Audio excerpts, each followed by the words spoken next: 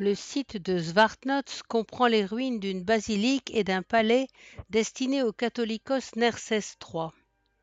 Dans les couches archéologiques inférieures, on a trouvé les vestiges d'un temple d'Urartu et une pierre de basalte portant une dédicace du roi Rouza II en écriture cunéiforme datant d'environ 650 avant Jésus-Christ. Ce lieu deviendra ensuite un temple hellénistique qui sera transformé en basilique en l'an 301. La construction de la cathédrale débute en l'an 642. Elle est de forme cylindrique à 3 niveaux de diamètre graduellement rétréci. Le niveau inférieur est formé de 32 panneaux décorés de hauts-reliefs et de nombreuses sculptures.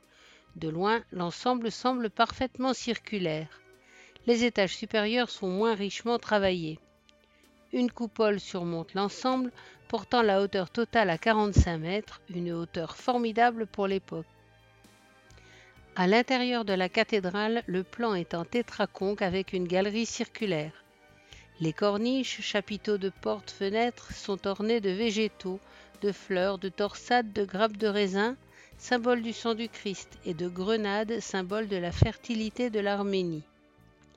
Sur les 32 facettes de la façade sont sculptés des personnages qui sont vraisemblablement les artisans qui ont construit la cathédrale, chacun avec les initiales de son nom, ses outils, ses vêtements et ses caractéristiques propres. 9 d'entre eux existent encore et sont d'un réalisme étonnant pour l'époque.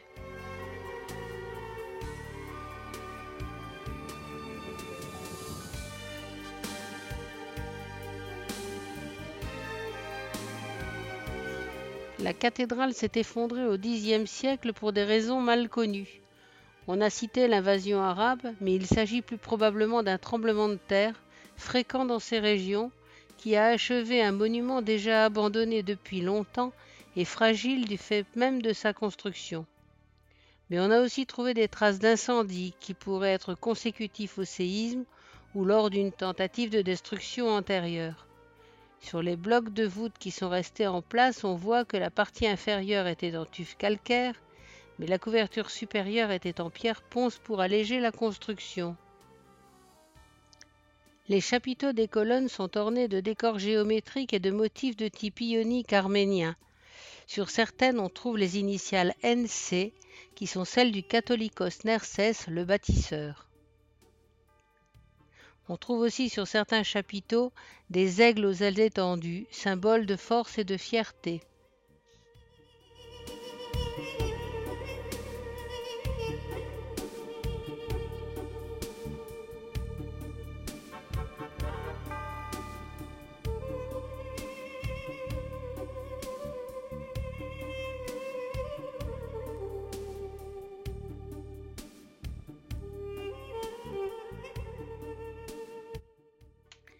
L'abside en face contient le baptistère. Les baptêmes se faisant par immersion à cette époque, il s'agit en fait d'un bassin.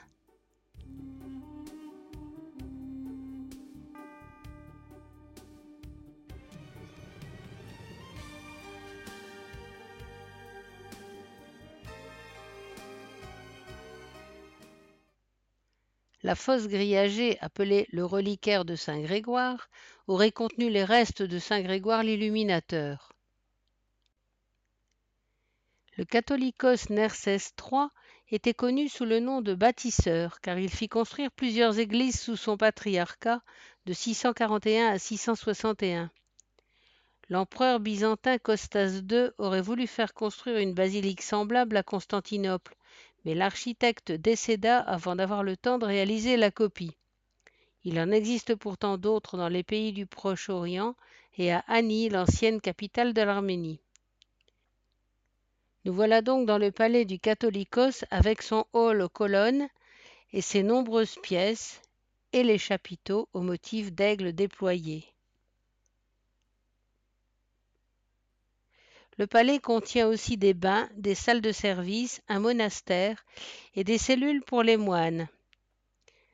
Nersès III fit aussi creuser un puits et restaura le canal qui datait de l'époque de Rouza II.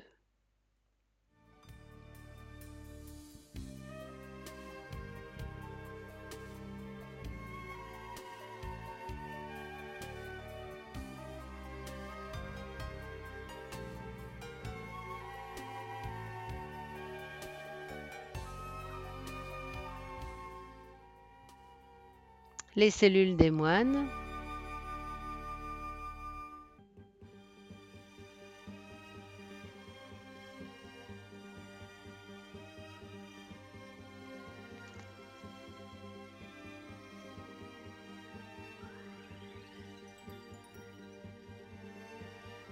le hall d'apparat, et la pierre phallique, qui est un symbole de fertilité très fréquent dans l'Arménie pré-chrétienne et encore ensuite. Le culte de la déesse mère était également endémique sur le plateau arménien. Un cadran solaire, simple mais efficace. Et au sud des bains, on trouve les vestiges d'un établissement vinicole qui comprenait 2 pressoirs à vin avec des cuves rondes et carrées et des jarres en argile cuite pour la fermentation et le vieillissement du vin. La capacité était de 22 000 litres. Les raisins étaient des variétés locales, car la vinification est pratiquée en Arménie depuis le néolithique. Un des trous pour supporter les grandes jarres avec son conduit. Hérodote signale l'exportation du vin vers Babylone déjà au Ve siècle.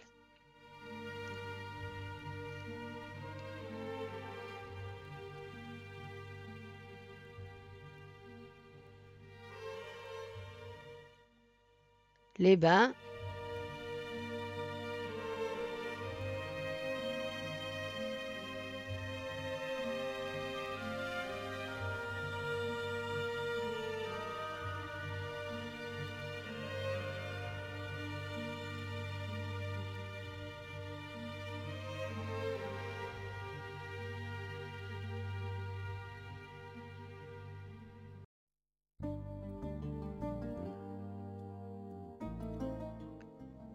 la destruction de Svartnots, quelle qu'en soit la raison, a été brutale et complète. Les colonnes, les murs ont été pulvérisés, et elle sombra dans l'oubli pour 1000 ans. Tout ce que nous avons vu a donc été restauré et reconstruit, mais il reste encore beaucoup de fragments intéressants qui sont alignés aux alentours et donnent une idée de la splendeur du décor et de la délicatesse des arcades de la cathédrale.